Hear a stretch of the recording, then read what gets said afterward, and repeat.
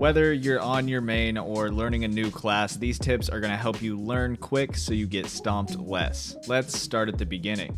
Look alive, scrubs!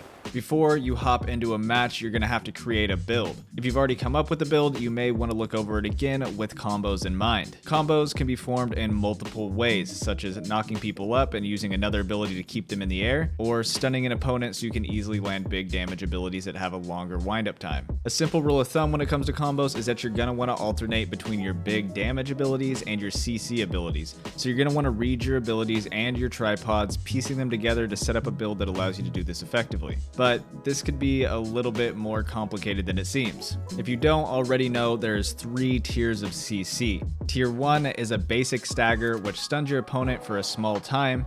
Tier 2 is knockups and pushes, which is going to push the enemy into the air or knock them down. And Tier 3 is status effects like freezing or shocking the enemy. There are limits to how much you can spam each tier of CC, and I actually have a video that covers all of the nuances of CC in Lost Ark, so if you're interested in being effective with your CC, be sure to stay till the end of the video and I'll link it there. For now, just know that basically all of PvP is going to revolve around your CC abilities, so when you're putting together your initial build or altering your builds that you already have, you're going to want to keep CC in the forefront of your mind. On top of CC, you're also going to want to keep in mind that you're going to want some initiators and escape abilities. These are going to help you get in and out of a fight, and they'll usually either be quick mobility abilities or abilities that give you a high immunity to CC so you don't get stunned while you're trying to enter the fight. Once you have your basic build set up, I recommend setting up a duplicate in your PvE hotbar. You can set this up without messing up your normal PvE setup by using the different build numbers at the top of your skill screen. Once you have that duplicate hotbar set up, you're going to want to head to an area where you can practice combos on mobs. This may seem a bit boring, but it's a really important part to learning fast because you want to get a feel for the mobility, range, and cast time of all of your abilities. Doing this against mobs is going to allow you to learn without getting punished by players that have more experience than you. This is going to really reduce the frustration that you feel while you're learning your class. I recommend using each of your abilities individually to just get an overall feel for them, and then once you're comfortable with that, try to chain a few together. Take note of which abilities feel like they pair well together because that's a good place to start. Try not to get too carried away trying to come up with combos with a bunch of abilities in them. Once you have a few 2 to 3 ability combos that you feel comfortable with, you can go ahead and take them into the arena and try to land them on real players. Personally, I recommend picking maybe 1 or 2 of these combos to focus on each match. Narrowing down what you focus on is going to allow you to master those combos and then move on to the new ones faster. As you get the simple combos down, you'll gradually start chaining them together for longer and longer combos.